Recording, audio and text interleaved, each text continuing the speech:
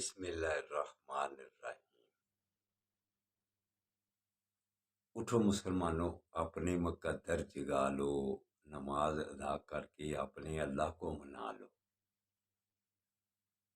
دوستو برخوردارو، اگر اللہ کو راضی کرنا ہے تو پھر اللہ کے آگے گردنیں جھکا لو، نماز ادا کر لو۔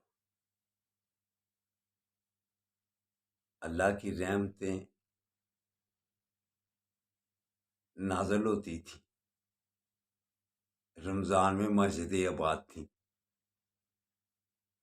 اب عید والے دن چند آدمی پھر رہ گئے ہیں، تو اللہ کی ناراضگی پھر اپنے مول لے لی ہے۔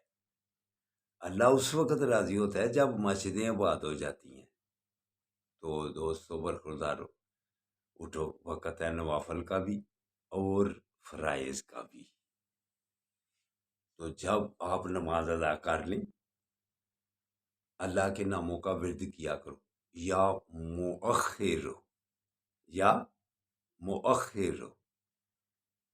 اگر آپ کا دل عبادت کی طرف لگنے سے پیچھے ہے تو پھر یا مؤخر کا ورد کرو، تسبیح پڑھا کرو۔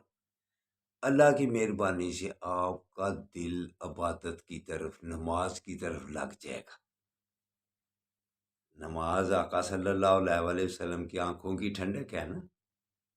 تو نماز کو جو بندہ اختیار کر لیتا ہے، مسجدوں کو آباد کرنے والا بن جاتا ہے، اللہ اس سے راضی ہوتے ہیں۔ تو دوستو، نماز مومن کی معراج ہے۔ تو آقا صلی اللہ علیہ وسلم نے بھی ارشاد فرمایا ہوا ہے، اللہ کو سب سے اگر جو چیز پسند ہے وہ جگہ مسجد ہے۔ تو ناپسندیدہ جگہ کون سی ہے؟ بازار ہے۔ تو آپ نے عید کے بعد برخوردارو پھر مسجدوں کا رخ چھوڑ دیا ہے، اس سے اللہ آپ سے ناراض رہے گا۔ گردنیں جھکاتے رہو، اپنے گناہوں کی معافی مانگتے رہو، پھر اللہ آپ کو معاف کرتا جائے گا۔ تو دوستو برخوردارو، اٹھو، اٹھ کر نوافل بھی ادا کرو، نوافل بھی پابندی سے پڑھا کرو۔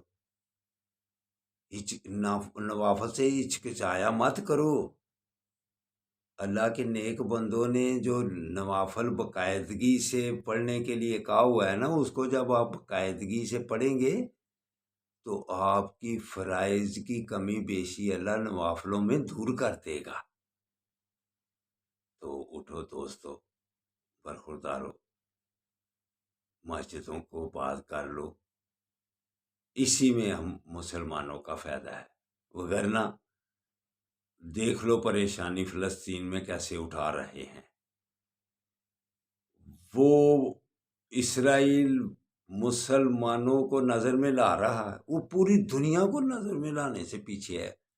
سلامتی کونسل نے سب نے کہا ہے کہ جنگ بند کرو، لیکن وہ کسی کے مان رہے۔ اب اس کے اوپر اللہ کا عذاب آئے گا انشاءاللہ تعالی۔ تو دوستو برخوردارو، اگر آپ نے صحت مند رہنا ہے، سکون حاصل کرنا ہے، تو پھر مسجدوں کو آباد کر لو۔ اللہ حافظ، اللہ حافظ، اللہ حافظ۔